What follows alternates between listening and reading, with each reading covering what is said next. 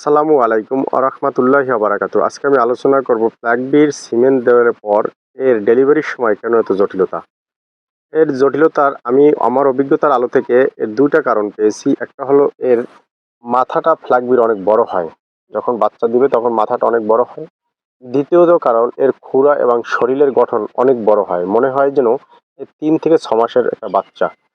কিন্তু যখনই এত বড় বাচ্চা হবে সেক্ষেত্রে দেখা গেছে ফিজিয়ানের যে জরায়ু মুক্ত আছে তার সাথে যদি বাচ্চা বড় হয়ে যায় তখন অবশ্যই ডেলিভারির সময় অনেক জটিলতা হবে। এর আগেও আমি একটা গাভীকে যখন ফ্ল্যাগ বি সিমেন্ট দিয়েছি, এর অনেক জটিলতা হয়েছে। তারপর আমি কেন দিলাম? এর আমি অনেকটা কয়েকটা কারণেই আমি ফ্ল্যাগ বি এখন দিতেছি। যেটা হলো দেখতে ফ্ল্যাগ বির গাভীটা লাল এবং সাদা কম্বিনেশন খুব দেখতে সুন্দর হয়।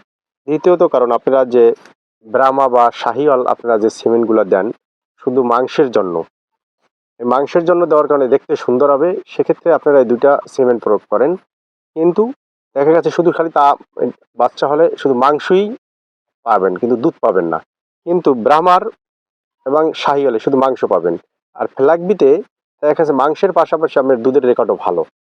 যখন আমি দেখেছি এটা বহির্বিশ্বে যে দুধের রেকর্ডও ভালো এবং বলিষ্ঠও হয়।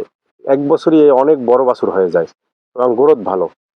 যখন আপনি একটা ফ্ল্যাগবি বলেন মানে সরি আমি শাহিওয়াল বলেন, ব্রাহ্মা বলেন, তার ফিজিয়ান বলেন তার চেয়ে অনেক, অনেক বলিষ্ঠ হয়।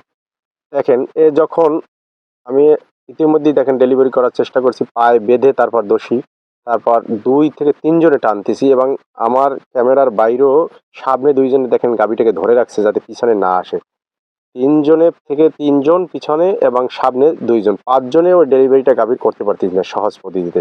অনেকক্ষণ টানাটানির পরে দেখেন মাথাটা আসছে, তাও অনেক শক্তি প্রয়োগ করার পর।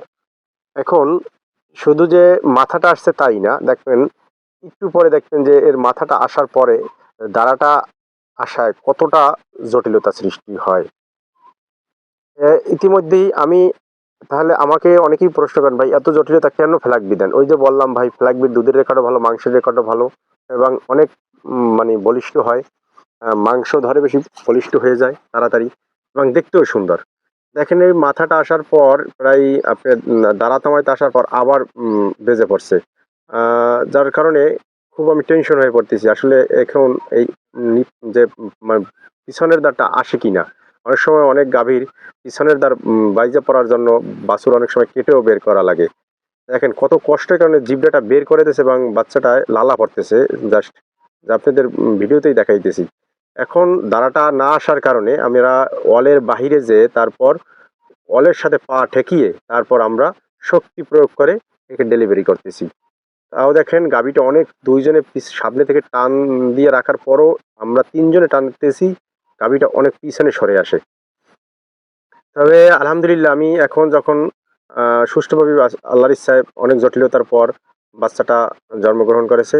তবে প্রতিটা বাচ্চাই আমি যখন জন্ম দেওয়ার পর আমি ভালোভাবে ধৌত করে দেই। কারণ আমি একে বাটে দুধ খাওয়াই না।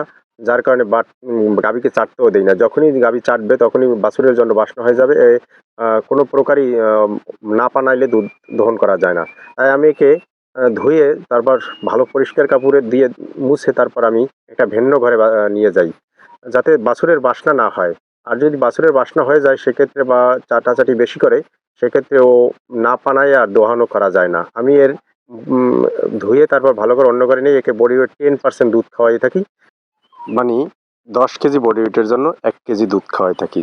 এতে এবং ফিটার দিয়ে খাওয়াই থাকি। এর উপকারিতা হলো গাভী অতি দ্রুত ডাকে আসে এবং ম্যাস্টাইটিসের প্রবণতা খুব কম থাকে।